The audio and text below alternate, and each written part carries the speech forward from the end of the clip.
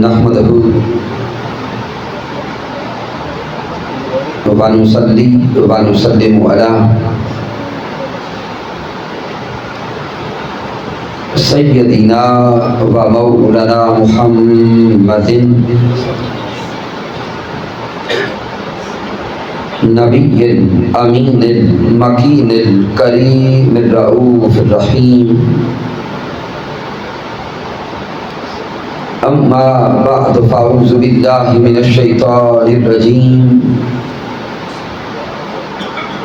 بسم الله الرحمن الرحيم.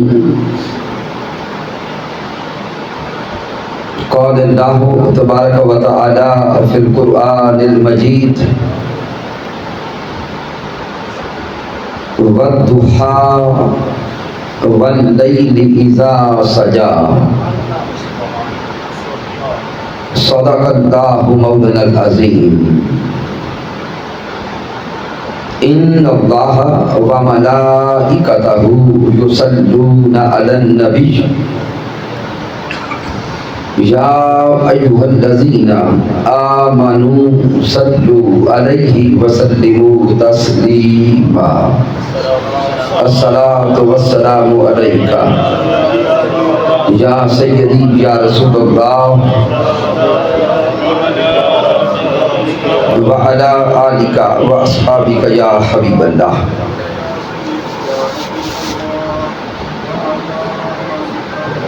اللہ رب العزت کی توفیق سے اور تاجدار کائنات صلی اللہ علیہ وآلہ وسلم کے نعلین پاک کے تصدق سے ماہ میلاد مصطفیٰ صلی اللہ علیہ وآلہ وسلم میں ہم عظیم و شان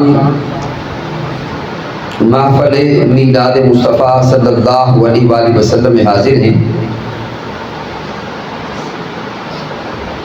اس عظیم محفل پاک کے انعقاد پر مبارکباد پیش کرتا ہوں جناب محترم محمد حیات النقیبی صاحب کو، آپ کے خاندان کے جمیع احباب، جناب محترم محمد افضال چیمہ صاحب، محترم حافظ محمد رضوان چیمہ صاحب،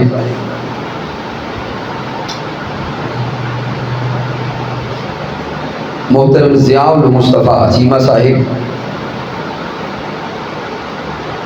اور جناب محترم حافظ محمد گلزار صاحب، آپ کے جمیع برادران اور جناب محترم حاجی محمد خان صاحب، اس پورے خاندان کے ساتھ ہمارا ایک محبتوں کا تعلق ہے. رب کائنات اس تعلق کو تا قیامت انشاءاللہ تعالی آباد اور شاد رکھے گا، کیونکہ یہ تعلق دنیا کے لیے نہیں ہے، یہ اللہ اور اس کے رسول صلی اللہ علیہ وآلہ وسلم کے لیے. اور الحمدللہ ہمارے لیے یہ سعادت اور خوشبختی ہے کہ آج کی بزم میں مسند صدارت میں تشریف فرما ہے ایک عظیم عالم دین، استاد الحفاظ جناب محترم حضرت علامہ قاری حافظ سلطان احمد جلالی صاحب زیدہ شرف ہو، جناب محترم قاری خادم حسین سیالوی صاحب امام مسجد ہزا اور جمیع دیوانگان مصطفیٰ صلی اللہ علیہ وآلہ وسلم. آج کی اس محفل پاک کے لیے جس موضوع کا انتخاب کیا ہے وہ موضوع ہے چہرہ مصطفیٰ اصل قرآن ہے. چہرہ مصطفیٰ اصل قرآن ہے، عاشقوں کی تلاوت پہ لاکھوں سلام. سامعین محترم، پیارے محبوب علیہ السلام کا چہرہ اقدس میرے اللہ نے پیارے حبیب علیہ الصلوۃ والسلام کے مکھڑا اقدس کا ذکر قرآن میں کیا، اور ایک مقام پہ نہیں، اللہ رب العزت نے مختلف انداز سے کم و بیش 3 مقامات پر تاجدار کائنات کے رخ انور کا ذکر کیا۔ سورہ الضحیٰ کی آیات بینات تلاوت کرنے کا شرف نصیب ہوا، جہاں میرے اللہ نے فرمایا والضحیٰ واللیل اذا سجا۔ والضحیٰ واو قسمیہ ہے، اور الضحیٰ کا معنی ہے وقت چاشت۔ عام تراجم کو پڑھیں گے تو ترجمہ ہوگا وقت چاشت کی قسم، لیکن امام اعلیٰ حضرت کو پڑھیں، حضور شیخ الاسلام کو پڑھیں، اور جمیع مفسرین نے دیوان گانے مصطفیٰ کو پڑھیں، وہ ترجمہ کرتے ہیں کہ رب کائنات فرماتا ہے اے میرے پیارے محبوب، وقت چاشت کی طرح چمکتے ہوئے چہرہ مصطفیٰ کی قسم، وقت چاشت کی طرح چمکتے ہوئے چہرہ مصطفیٰ کی قسم، واللیل اذا سجا، اور رات کی تاریکی کی طرح چہرہ مصطفیٰ پر چھائی ہوئی زلف عنبری کی قسم۔ تو گویا رب کائنات اس مقام پر تاجدار کائنات کے رخ انور کی قسم کھاتا ہے، تاجدار کائنات کے چہرہ اقدس کی قسم کھاتا ہے۔ ذہن سوال کرتا ہے کہ اگر رب کائنات نے چہرہ مصطفیٰ کی قسم کھانی تھی تو براہ راست رب کائنات وجہ مصطفیٰ کی قسم کیوں نہیں کھاتا؟ تو سامعین محترم، جو کہ آپ بڑے باشعور لوگ بیٹھے، محبت کی دنیا میں ایک لفظ ہے استعارہ۔ محبت اور عشق کی دنیا میں جب بھی استعارہ آتا ہے، دیوانوں اور عاشقوں کے نزدیک براہ راست کلام سے زیادہ اہمیت استعارہ کی ہوتی ہے۔ اور اس سورہ الضحیٰ کا شان نزول دیکھیں کہ جب آقا تاجدار کائنات صلی اللہ علیہ وآلہ وسلم پر کچھ دنوں کے لیے وحی کا آنا بند ہو گیا، کفار نے معاذ اللہ تانے دیے کہ محمد کے رب نے محمد کو چھوڑ دیا۔ کفار کے تانوں کی وجہ سے قلب مصطفیٰ پہ بوجھ آیا۔ اب رب کائنات نے جب قلب مصطفیٰ پہ بوجھ دیکھا تو میرے اللہ نے محبوب کے قلب اطہر سے بوجھ کو زائل کرنا تھا، میرے اللہ نے اپنے حبیب سے محبت کا اظہار کرنا تھا، میرے اللہ نے محبوب کائنات سے محبت کا اظہار کرنا تھا۔ تو اب محبت کا اظہار جب رب کائنات نے فرمانا تھا تو رب کائنات اس اظہار محبت کا آغاز بھی کلمات محبت سے کرتا ہے۔ میرا اللہ فرماتا ہے والضحیٰ واللیل اذا سجا، اے وقت چاشت کی طرح چمکتے ہوئے چہرے والے محبوب، تیرے سوہنے سوہنے رخ انور کی قسم، اور رات کی تاریکی کی طرح سیاہ عنبری زلفوں والے حبیب، جب یہ زلف عنبری تیرے چہرہ انور پہ چھا جاتی ہیں تو تیرے رخ انور پر چھانے والی زلف عنبری کی قسم، ما ودعک ربک وما قلی، تیرے رب نے نہ تجھے چھوڑا ہے نہ تجھ سے ناراض ہوا ہے، وللآخرۃ خیر لک من الاولی، اے مصطفیٰ تیری آنے والی ہر گھڑی پہلے سے بھی بہتر ہوگی۔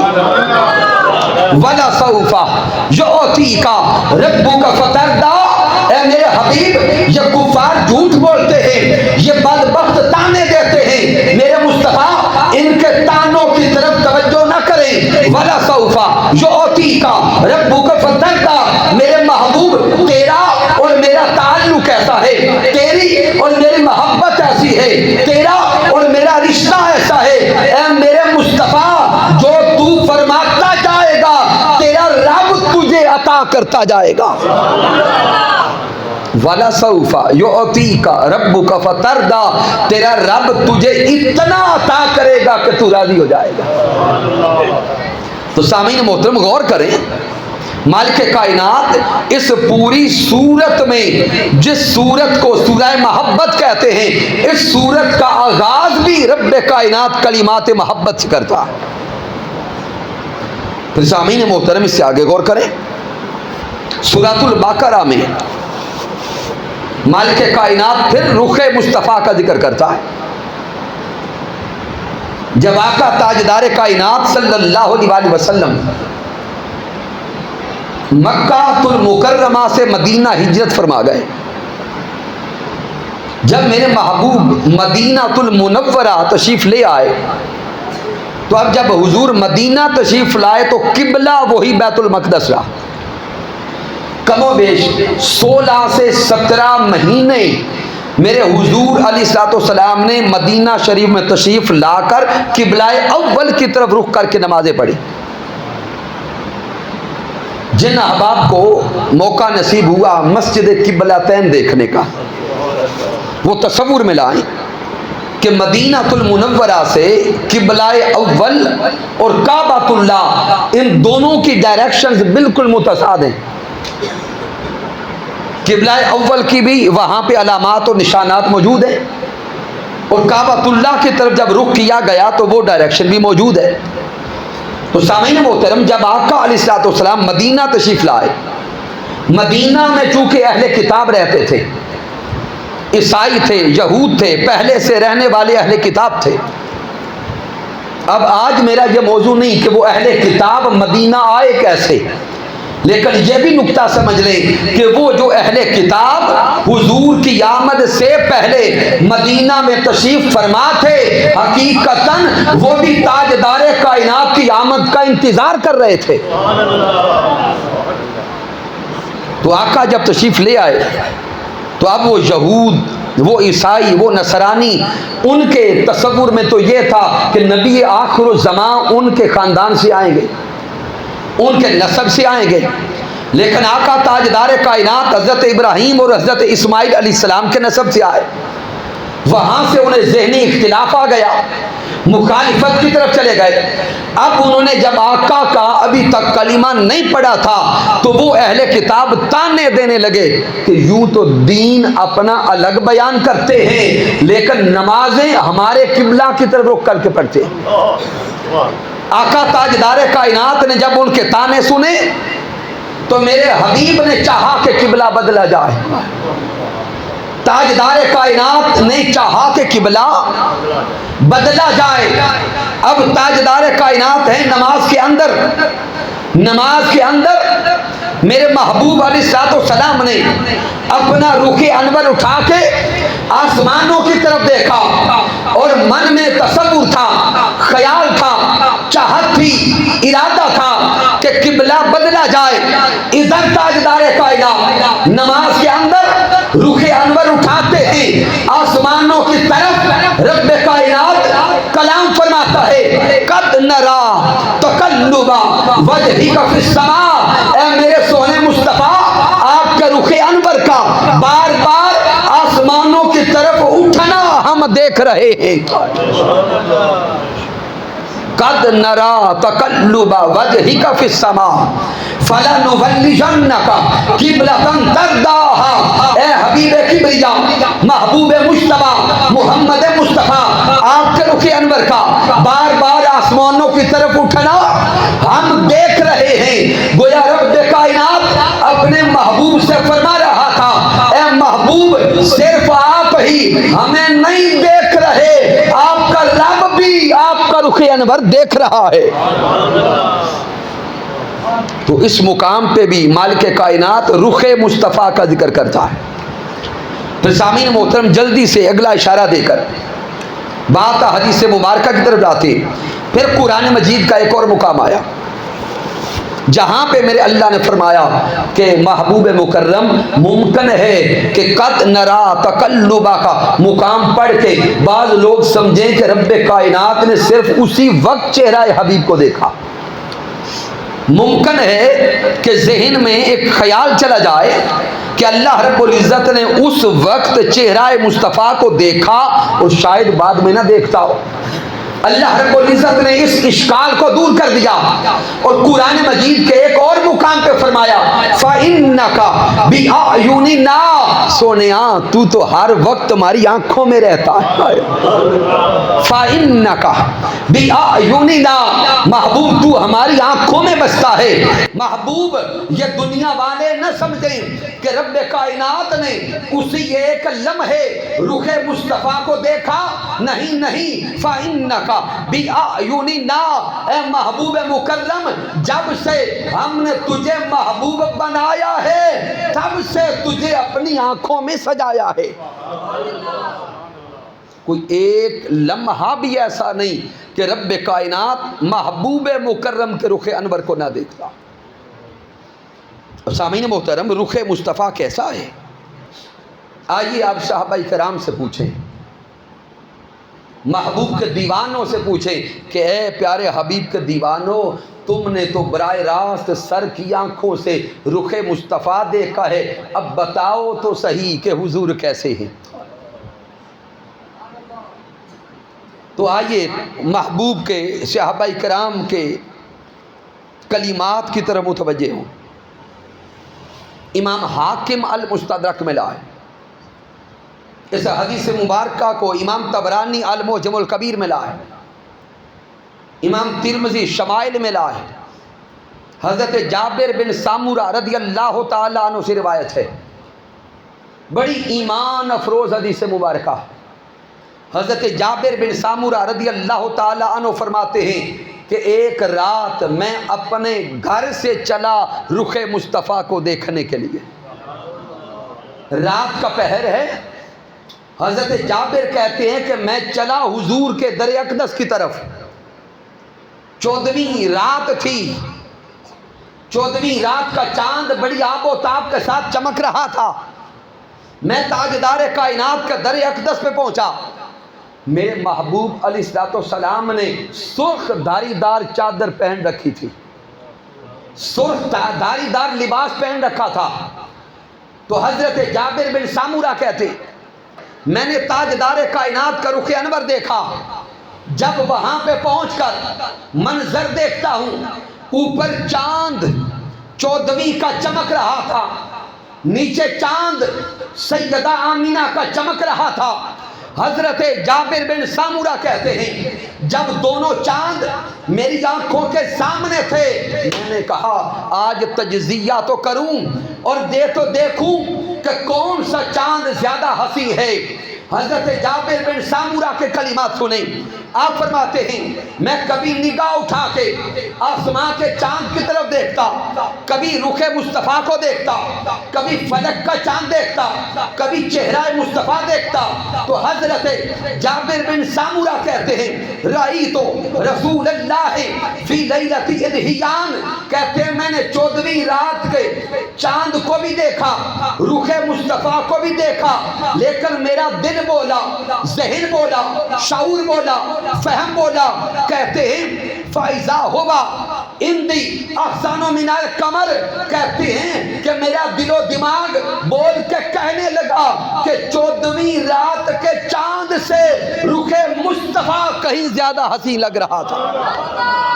نعرہ تکبیر، نعرہ رسالت، نعرہ حیدری، نعرہ تحقیق، جشن عید میلاد النبی. سامعین محترم، دوسری حدیث مبارکہ کی طرف توجہ کریں. اس حدیث مبارکہ کے راوی حضرت ابو ہریرہ رضی اللہ تعالی عنہ ہیں، اور اس حدیث مبارکہ کو امام ابن حبان نقل کرتے ہیں، امام ترمذی نقل کرتے ہیں، امام احمد بن حنبل المسند میں لاتے ہیں. حضرت ابو ہریرہ رضی اللہ تعالیٰ عنہ بیان کرتے ہیں، الفاظ پہ غور کرے. آپ فرماتے ہیں ما رأیت شیئا احسن من رسول اللہ، کہتے ہیں میں نے اپنی پوری زندگی میں رسول اللہ سے سوہنا کسی کو نہیں دیکھا. ما رأیت شیئا، اب یہاں پر یہ نہیں کہتے کہ میں نے اپنی زندگی میں انسانوں میں سب سے ہنسی، بلکہ کہتے ہیں کہ ما رأیت شیئا، کائنات کی جتنی بھی اشیاء میں نے دیکھی، زمین و آسمان کو دیکھا، شجر و حجر کو دیکھا، چاند تاروں کو دیکھا، کہکشاؤں کو دیکھا، حضرت ابو ہریرہ فرماتے ہیں کہ میں نے اپنی پوری زندگی میں جتنی بھی اشیاء دیکھی ان سب حسین چیزوں میں حسین تر رخ مصطفیٰ کو دیکھا ہے۔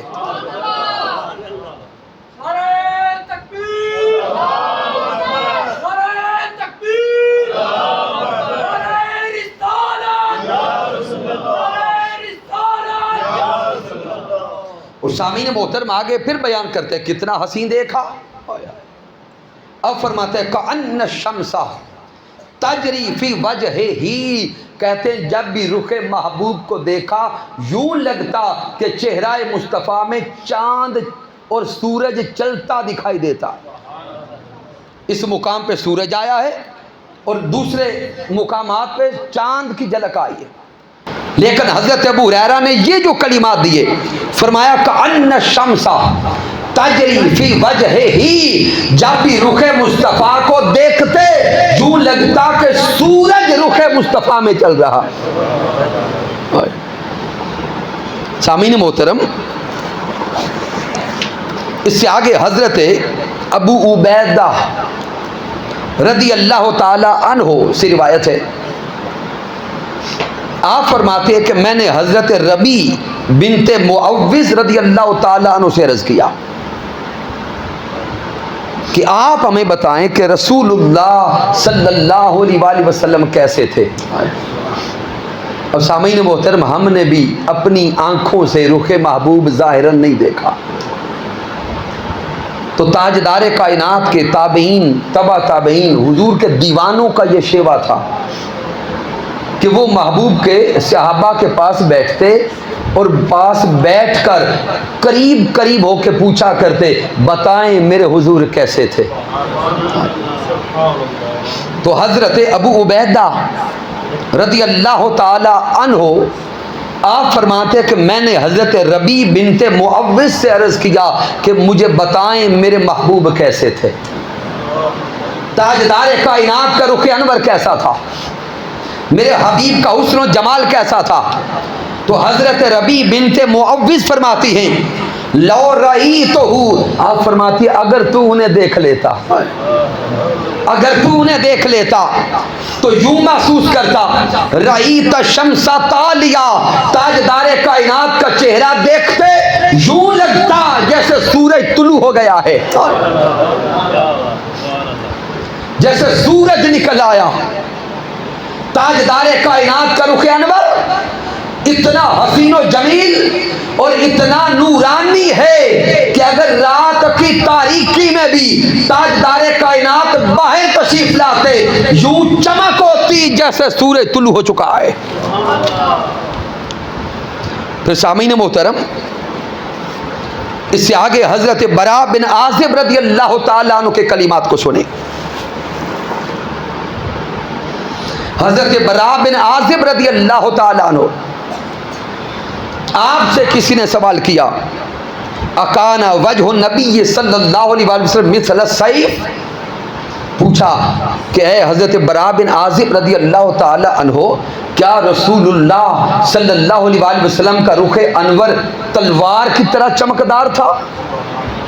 اور سامعین محترم تلوار کی طرح چمکدار یہ بھی ایک تشبیہ ہے، لیکن حضرت براء بن عازب اپنا تجزیہ دیتے ہیں، فرماتے لا نہیں بل مثل القمر، رسول اللہ کا چہرہ اقدس تلوار کی طرح نہیں بلکہ چاند کی طرح خوبصورت اور چمکدار تھا۔ پھر حضرت ابو بکر الصدیق رضی اللہ تعالیٰ عنہ کے کلمات ہیں، حضرت صدیق اکبر رضی اللہ تعالیٰ عنہ فرماتے ہیں کانا وجہ رسول اللہ صلی اللہ علیہ وسلم قدارت القمر، حضرت صدیق اکبر فرماتے ہیں رسول اللہ کا چہرہ اقدس 14ویں کے چاند کی طرح چمکتا ہوا نظر آتا تھا۔ سامعین محترم غور کریں، میرے محبوب کے بعض دیوانوں نے رخ مصطفیٰ کو سورج سے تشبیہ دی اور بعض دیوانوں نے چاند سے تشبیہ دی۔ اب اس کا سبب میں آگے بیان کروں گا کہ سورج سے تشبیہ کیوں دی اور چاند سے تشبیہ کیوں دی۔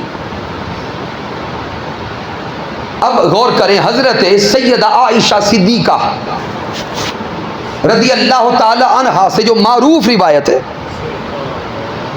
کہ حضرت عائشہ صدیقہ فرماتی ہیں کہ میں سوئی مانگ کے لائی تھی حضرت حفصہ بنت رواحہ کے گھر سے، کپڑے سلائی کر رہی تھی، رات کا پہر تھا کہ اچانک دیا بجھ گیا، دیا بجھنے کی وجہ سے سوئی میرے ہاتھوں سے گر گئی۔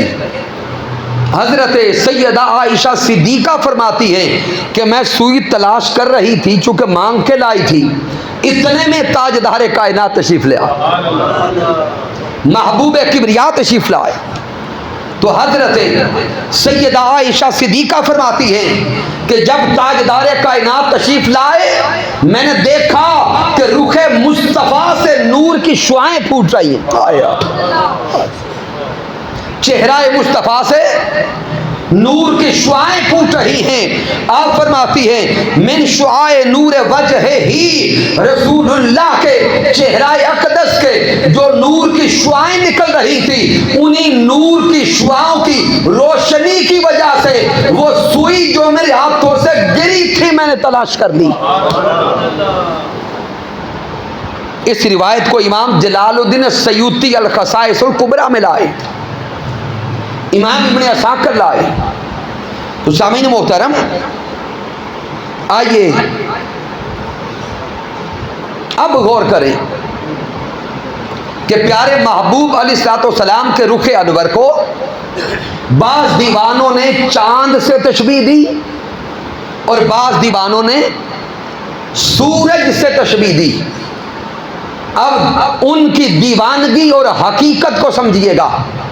وہ دیوانگان مصطفیٰ جنہوں نے رخ مصطفیٰ کو چاند سے تشبیہ دے کر بیان کیا، وہ یہ بتانا چاہتے ہیں کہ جس طرح چاند کو بغیر تکلف کے، بغیر مشکل کے دیکھ سکتے ہیں، اسی طرح رخ مصطفیٰ میں وہ ٹھنڈک تھی جو دیکھتا محو ہوتا چلا جاتا۔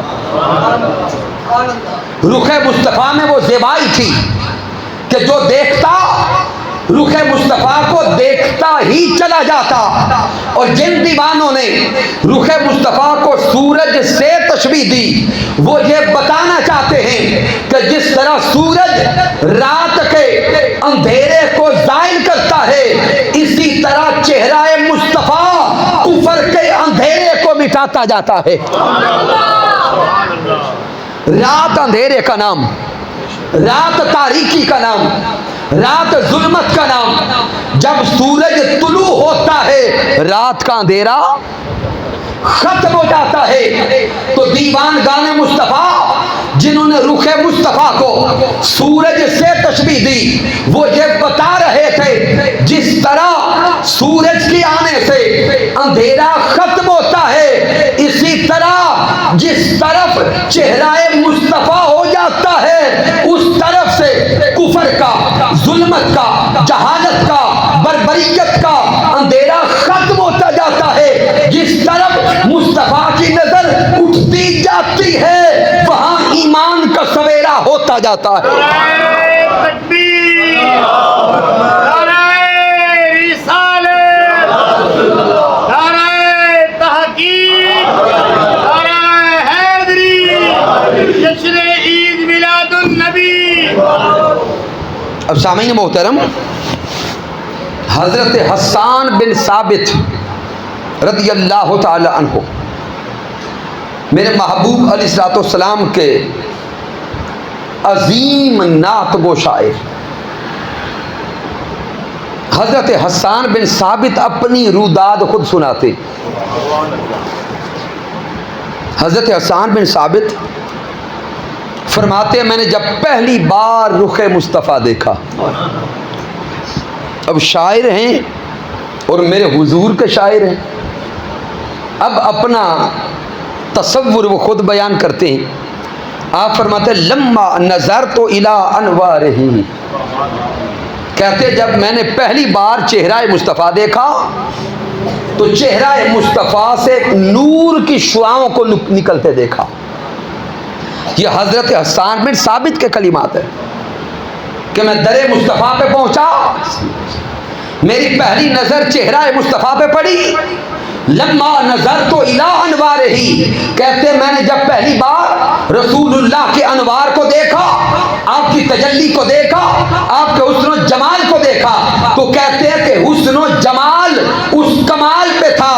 وضعت کفی علی عینی، کہ میں نے اپنے ہاتھ، اپنی ہتھیلیاں اپنی آنکھوں پہ رکھ لی، کہیں ایسا نہ ہو چہرہ مصطفیٰ کے نور کی شعاع سے میری آنکھوں کی بینائی جاتی رہے.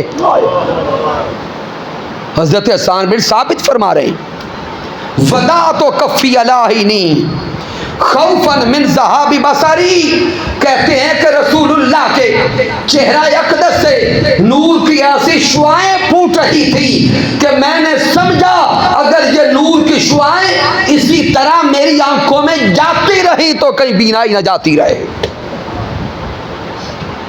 تو حضرت حسان بن ثابت حضور کی دیوانگی میں آئے، تاجدار کائنات کے دیوانے بنے، حضور کے مستانے بنے اور تاجدار کائنات کے پھر ایسے عظیم دیوانے اور نعت گو شاعر بنے کہ آپ کا جو قصیدہ ہے، نعتیہ کلام ہے، وہ قیامت تک کے لیے امر ہو گیا.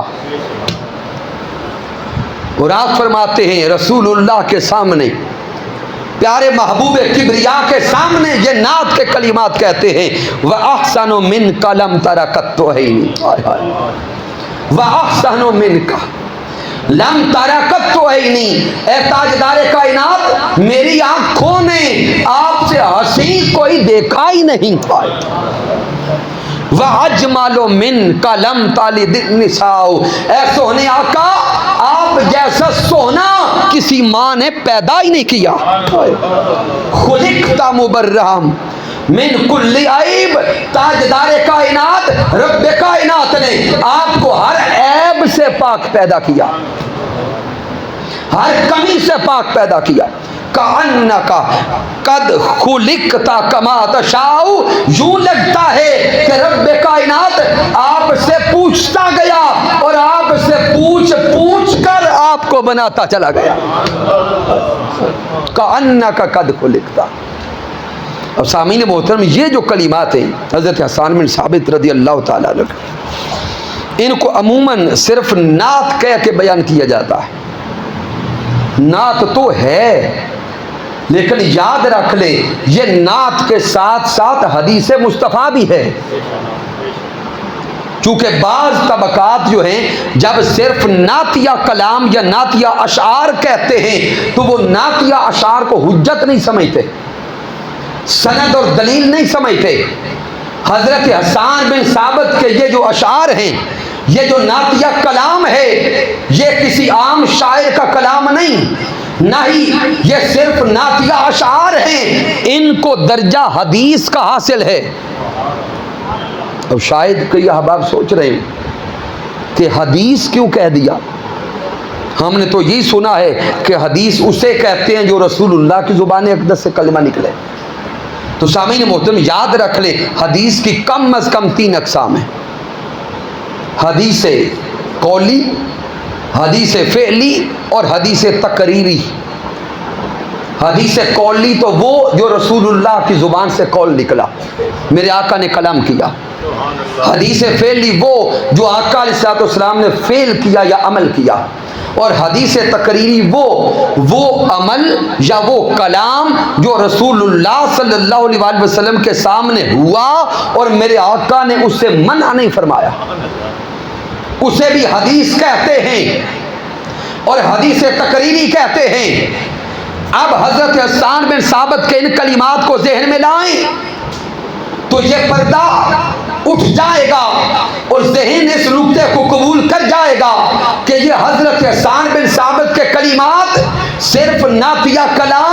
نہیں، یہ حدیث مصطفیٰ بھی ہیں اور حدیث تقریری ہیں، حجت ہیں۔ تاجدار کائنات نے خود دل کو سنا، خود پسند کیا، خود قبول کیا۔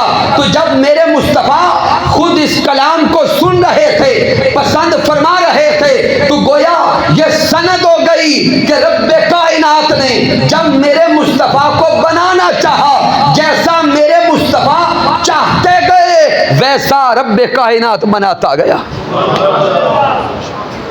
اب سامعین محترم، گفتگو کے آخری حصے میں آتے ہیں۔ رسول اللہ صلی اللہ علیہ وآلہ وسلم کا رخ انور کتنا حسین تھا۔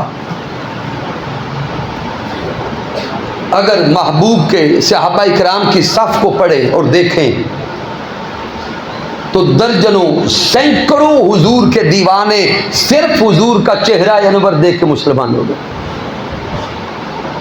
اب اس پر میں صرف ایک یا دو واقعات دیتا ہوں۔ امام حاکم المستدرک ملا ہے، امام ابن حبان کے ساتھ امام قسطلانی کو پڑھے، امام عسقلانی کو پڑھے، امام جلال الدین سیوطی کو پڑھے کہ سامعین، آقا علیہ الصلوۃ والسلام ایک دن مدینہ المنورہ سے باہر دیہات کی طرف نکلے تو آقا علیہ الصلوۃ والسلام نے دیکھا کہ ایک قافلہ ہے جو وہاں پہ رکا ہوا ہے۔ پیارے محبوب علیہ الصلوۃ والسلام اس قافلے میں گئے، ان کا حال احوال پوچھا۔ چونکہ تاجدار کائنات، چونکہ رحمت للعالمین ہے، تو میرے حضور نے ان سے پوچھا بھی کیوں رکے ہو، کوئی پریشانی ہے، کوئی دکھ ہے، ہمیں بتاؤ۔ وہیں پہ آقا علیہ الصلوۃ والسلام جب پہنچے، انہوں نے بتایا کہ ہم مسافر ہیں، بس کچھ تھوڑا وقت سستانے کے لیے، آرام کے لیے رکے تھے، آگے جانا ہے۔ ان کے پاس سرخ اونٹ تھا جو میرے آقا کو پسند آ گیا۔ میرے آقا علیہ الصلوۃ والسلام نے پوچھا بھی یہ اونٹ بیچو گے؟ انہوں نے کہا جی بیچتے ہیں۔ رقم طے ہو گئی، قیمت طے پا گئی۔ آقا علیہ الصلوۃ والسلام نے فرمایا بھئی میں مدینہ سے، اپنے گھر سے یہ خریداری کرنے تو نہیں آیا تھا، بس یہ اونٹ مجھے دو، میں لے جاتا ہوں اور میں رقم بھجوا دیتا ہوں۔ انہوں نے کہا لے جائیں۔ پیارے آقا علیہ الصلوۃ والسلام لے گئے، جب تک میرے محبوب ان کو نظر آتے رہے وہ حضور تاجدار کائنات کو دیکھتے رہے۔ جب آقا علیہ الصلوۃ والسلام ان کی آنکھوں سے ظاہراً اوجھل ہو گئے، اب وہ آپس میں ایک دوسرے سے پوچھنے لگے بھئی یہ کون تھا جسے اونٹ دے دیا؟ نہ نام پوچھا، نہ گھر بار پوچھا، نہ پتہ پوچھا۔ اب ایک دوسرے سے پوچھتا بھی آپ جانتے ہو وہ کون ہے؟ وہ کہتا نہیں میں نہیں جانتا۔ وہ دوسرے سے پوچھتا بھی آپ کو پتہ ہے یہ کون ہے؟ وہ کہتا ہے مجھے نہیں پتا۔ وہ آپس میں لڑنے لگے کہ ہم نہ ان کا نام جانتے، نہ گھر جانتے، نہ پتہ جانتے، نہ نسب جانتے، اور اتنا قیمتی اونٹ ان کے ہاتھوں میں دے دیا۔ جب وہ آپس میں لڑنے لگے، اسی قافلے میں ان کا جو سالار تھا، قافلہ کا سالار تھا، اس کی بیوی خیمے میں تھی۔ جب وہ اسی بات پہ جھگڑنے کے قریب تھے، وہ بیوی اچانک خیمے سے نکل آئی اور آ کے بول کے کہتی ہے لا تلامو، ایک دوسرے کو ملامت نہ کرو، ایک دوسرے سے لڑائی اور جھگڑا نہ کرو۔ فَإِنِّي رَأَيْتُ وَجْهَ رَجُلٍ، میں نے اس شخص کا چہرہ دیکھا ہے اور اس شخص کا چہرہ بتا رہا تھا کہ وہ شخص کبھی بھی نہ جھوٹ بولنے والا ہے، نہ تمہیں حقیر کرنے والا۔ اب وہ سارے لوگ اس عورت کی طرف متوجہ ہو کے کہتے ہیں آپ جانتی ہو انہیں جو ان کی ضمانت دے رہی ہو، کیا آپ جانتی ہو؟ وہ کہتی ہے میں نہیں جانتی۔ تو وہ سارے اب اسی عورت کی طرف متوجہ ہو کے کہتے ہیں جب آپ جانتی بھی نہیں تو ضمانت کیسے دیتی ہو کہ وہ تمہیں حقیر نہیں جانیں گے، تمہارا نقصان نہیں کریں گے، تم سے جھوٹ نہیں بولیں گے؟ تو اب اس عورت کے کلمات ذہن میں بٹھائیے گا، جس نے پہلی بار تاجدار کائنات کا چہرہ اقدس دیکھا اور دیکھتی گئی تو حضور کی ذات پہ گواہ بن گئی اور بول کے کہتی ہے ما رہی تو شیئن اشبہ بالقمر لیلۃ البدر من وجہ ہی، وہ کہتی ہے میں نے ایسی کوئی چیز ساری زندگی میں نہیں دیکھی جس طرح میں نے اس چہرے کو بالکل 14ویں کے چاند کی طرح مشابہ دیکھا ہے۔ وہ عورت گواہی دے کے کہتی ہے کہ میں نے اس جیسا سوہنا چہرہ نہیں دیکھا، اس عظیم ہستی کا چہرہ بول کے بتا رہا تھا کہ یہ شخص کبھی جھوٹ بولنے والا نہیں ہو سکتا۔ سامعین محترم، ابھی کچھ دیر گزری تھی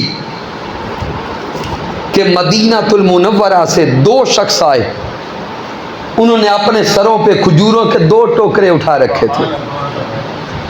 وہ اس قافلے میں پہنچے اور قافلے میں آ کر وہ قافلہ والوں کو کہتے ہیں کہ کھجوروں کا یہ ٹوکرا یہ تو میرے محبوب نے اس اونٹ کی قیمت بھیجی ہے، اس اونٹ کی قیمت بھیجی ہے، اور یہ کھجوروں کا دوسرا ٹوکرا تاجدار کائنات نے آپ کی مہمان نوازی بھیجی ہے۔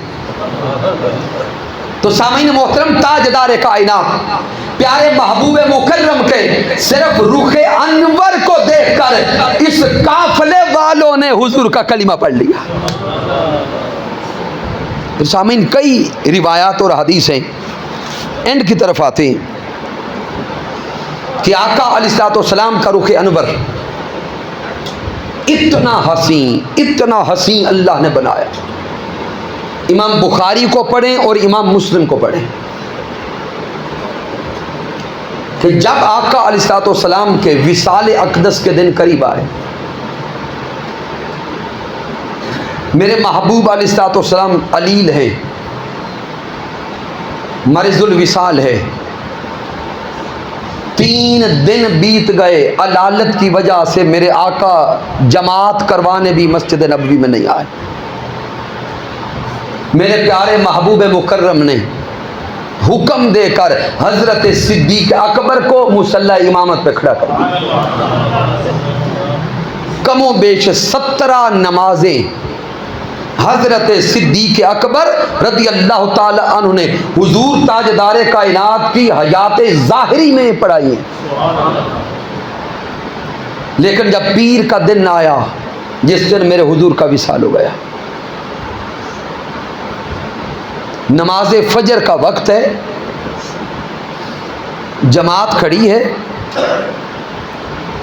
ہم صفوف فی الصلاۃ، حدیث پاک کے الفاظ ہیں کہ میرے محبوب کے دیوانے نماز میں کھڑے تھے، جماعت ہو رہی ہے، نماز جاری ہے، صحابہ نماز کے اندر ہیں کہ تاجدار کائنات صلی اللہ علیہ وآلہ وسلم کی طبیعت مبارکہ میں آفاق کا محسوس ہوا۔ میرے محبوب نے چاہا کہ میں دیکھوں کہ میرے دیوانے میرے یار کے پیچھے نمازیں کیسے پڑھتے ہیں، اور آپ جن احباب کو زیارت نصیب ہوئی آپ کو وہ منظر ذہن میں ہوگا جو مسجد نبوی کا اس وقت کا نقشہ ہے، اس میں میرے آقا علیہ الصلوۃ والسلام کا حجرہ مبارک اس دیوار میں کھلتا تھا، یعنی مسجد نبوی کی دیوار میں رسول اللہ کے گھر کا دروازہ آتا ہے، سامنے پردہ ہے، ادھر جماعت ہو رہی ہے، تاجدار کائنات کی طبیعت مبارکہ میں آفاقہ محسوس ہوا۔ میرے آقا نے اپنے دیوانوں کو دیکھنا چاہا، تاجدار کائنات نے اپنے حجرہ مبارک سے پردہ ہٹایا، ادھر حضور کے صحابہ کہتے ہیں کہ حجرہ مبارک سے پردہ ہٹنے کی دیر تھی کأن وجہہ ورقۃ مصحف، صحابہ کہتے ہیں ہمیں یوں لگا جیسے قرآن کا ورق ہماری آنکھوں کے سامنے ہے، کأن وجہہ ورقۃ مصحف۔ ادھر تاجدار کائنات نے حجرہ مبارک سے پردہ ہٹایا، ادھر حضور کے صحابہ کہتے ہیں ہمیں یوں لگا کہ کھلا ہوا قرآن ہماری آنکھوں کے سامنے آ گیا، قرآن مجید کے اوراق ہماری آنکھوں کے سامنے آ گئے۔ صحابہ کہتے ہیں کہ قریب تھا کہ ہم دیدار مصطفیٰ میں نمازیں چھوڑ دیتے ہیں، قریب تھا کہ ہم دیدار مصطفیٰ کی خوشی میں کعبۃ اللہ کا رخ بھول جاتے، چہرے مڑنے لگے، ادھر حضور کے صحابہ کا رخ مڑنے لگا۔ حدیث پاک کے الفاظ ہیں کہ آقا نے اشارہ کیا، اشارہ الینا ان اتموا صلاتکم، حضور نے ہماری طرف اشارہ کر کے فرمایا اپنی نمازیں مکمل کر لو۔ اب سامعین محترم مجھے یہ بتائیں کہ بندہ نماز کے اندر ہو، کسی بھی دیوار سے کوئی دروازہ کھلے، کوئی پردہ ہٹے، تو کیا جو نماز کے اندر ہے اس کا دھیان دائیں بائیں چلا جائے گا؟ بولیں، نہیں جا سکتا۔ تو اب ادھر حضور کے صحابہ کہتے ہیں کہ ہم نماز کے اندر تھے، حجرہ مصطفیٰ سے پردہ ہٹا تو ہمیں یوں لگا جیسے کھلا ہوا قرآن ہماری آنکھوں کے سامنے آ گیا۔ اب ذہن سوال کرتا ہے کہ حضور کے صحابہ کو پتہ کیسے چلا جب کہ وہ نماز کے اندر تھے؟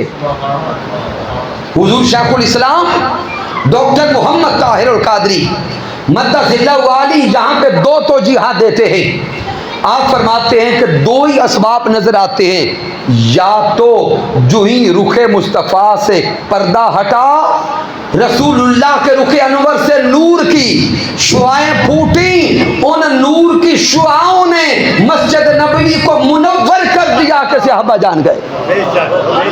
ایک سبب تو یہ ہو سکتا ہے کہ نور مصطفیٰ سے جو نور پھوٹ رہا تھا اس نور نے مسجد نبوی کو منور کر دیا، اور اسی نور سے حضور کے صحابہ جان گئے کہ حضور تشریف لا رہے ہیں۔ اگر یہ توجیہ قبول نہیں کرتے تو پھر دوسرا سبب یہ ہوگا کہ حضور کے دیوانے نمازیں تو رب تعالیٰ کی پڑھ رہے تھے، لیکن حضور کے صحابہ کا دھیان حضور کے دنی حرمت کی طرف تھا۔ میرے آقا کے دیوانوں کا دھیان حجرہ مصطفیٰ کی طرف تھا کہ وہ لمحہ کب آتا ہے کہ چہرہ مصطفیٰ ہماری آنکھوں کے سامنے۔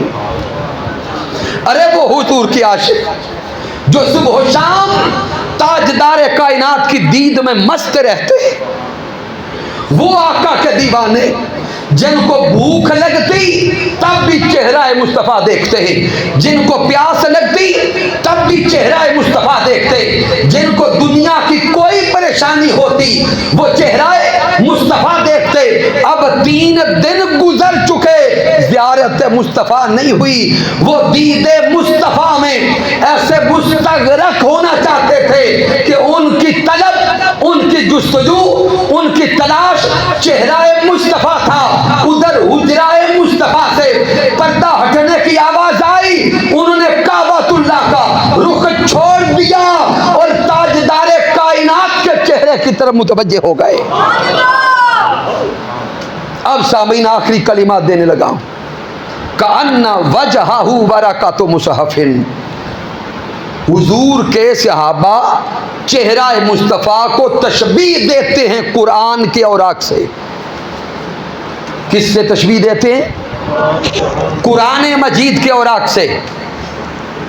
پہلے آپ 2 تشبیہات کو جان چکے، میرے حضور کے بعض دیوانوں نے چہرہ مصطفیٰ کو تشبیہ دی سورج سے، بعض دیوانوں نے تشبیہ دی چاند سے۔ اب یہ امام بخاری اور امام مسلم لائے متفق علیہ حدیث پاک کا یہ حوالہ دے رہا ہوں کہ حضور کے دیوانے چہرہ مصطفیٰ کو تشبیہ دیتے قرآن کے اوراق سے۔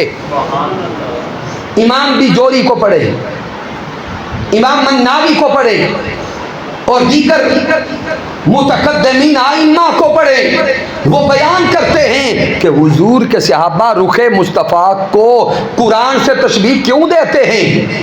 اس کا سبب کیا کہ قرآن کلام الہی ہونے کی وجہ سے نور ہے۔ قرآن کلام الہی ہونے کی وجہ سے نور ہے، اور حضور کے دیوانے چہرہ مصطفیٰ کو تشبیہ دیتے ہیں قرآن کے اور آگ سے۔ قرآن کلام الہی ہونے کی وجہ سے نور ہے، اور چہرہ مصطفیٰ رب کا محبوب، رب کی خلقت اور نقش اول ہونے کی وجہ سے نور ہے۔ تکبیر، اللہ اکبر، نعرہ رسالت، نعرہ حیدری، نعرہ تحقیق، جشن عید میلاد النبی۔ قرآن مجید میں اللہ کے کلام کی تجلی ہے، قرآن مجید میں اللہ کے کلام کی صفاتی تجلی ہے، اور روح مصطفیٰ میں جلوہ خدا کی صفاتی تجلی ہے۔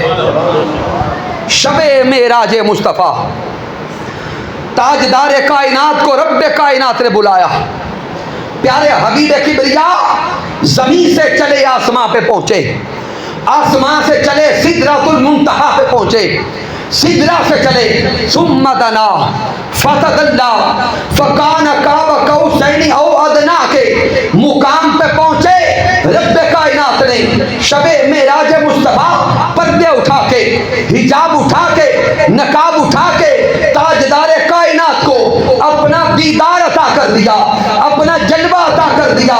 جب رب کائنات نے میرے سونے مصطفیٰ کو بلا حجاب اپنا جلوہ عطا کر دیا تو یہ نقطہ سمجھ آ گیا کہ قرآن میں کلام الہی کی صفاتی تجلی ہے، چہرہ مصطفیٰ میں دیدار الہی کی صفاتی تجلی ہے۔ اب جس نے رب کائنات کا جلوہ دیکھنا ہو وہ چہرہ مصطفیٰ کو دیکھے، جو روح مصطفیٰ کو دیکھتا گیا وہ اللہ کے جمال کو دیکھتا چلا۔ آج کی اس عظیم الشان محفل میلاد مصطفیٰ صلی اللہ علیہ وآلہ وسلم کے انعقاد پر بارے دیگر مبارکباد پیش کرتا ہوں جناب محترم محمد حیات نقیبی صاحب کو، حاجی خان محمد صاحب کو اور پورے خاندان کے جمیع احباب کو۔ دعا کرتے ہیں کہ رب کائنات پیارے محبوب مکرم کے تصدق سے یہ جلوہ ہمارے سینے میں سجا دے، اور ہمیں تاجدار کائنات صلی اللہ علیہ وآلہ وسلم کی ایسی دیوانگی عطا فرمائے، ایسا عشق عطا فرمائے کہ کبھی ہم نماز عشاء پڑھ کے سوئیں اور رخ مصطفیٰ نظر آ جائے، ہم ساری زندگی حضور کی محبت میں میلاد منانے والے رہیں اور تاجدار کائنات کی سیرت مطہرہ پہ عمل کرنے والے رہیں۔ کیونکہ آج وقت کافی بیت گیا، ہمارا صرف اس ایک موضوع پر وہ بھی ایک کچھ حصہ ہم بیان کر سکے۔ اللہ رب العزت نے چاہا تو پھر کبھی اسی موضوع کو آگے لے کے چلیں گے کہ ہم میلاد منانے والے ہیں اور سیرت محمد مصطفیٰ اپنانے والے ہیں۔ کی محمد سے وفا تو نے تو ہم تیرے ہیں، یہ جہاں چیز ہے کیا لوح و قلم تیرے ہیں۔ میں نے جو کچھ بیان کیا اگر اس میں کوئی کمی ہے، کوئی کجی ہے، کوئی غلطی ہے تو مجھے ناچیز کی طرف سے رب کائنات معاف فرمائے۔ اگر اس میں کوئی اچھائی اور کمال ہے تو اللہ کی عزت کی قسم میرا کوئی کمال نہیں، یہ میرے اللہ کا کرم ہے، آقا علیہ الصلوۃ والسلام کی رحمت ہے۔ میرے قائد، میرے مربی، میرے استاذ حضور شیخ الاسلام ڈاکٹر محمد طاہر القادری مدد ذلہ علی کی صحبت کا فیضان ہے۔ وما علینا الا البلاغ المبین۔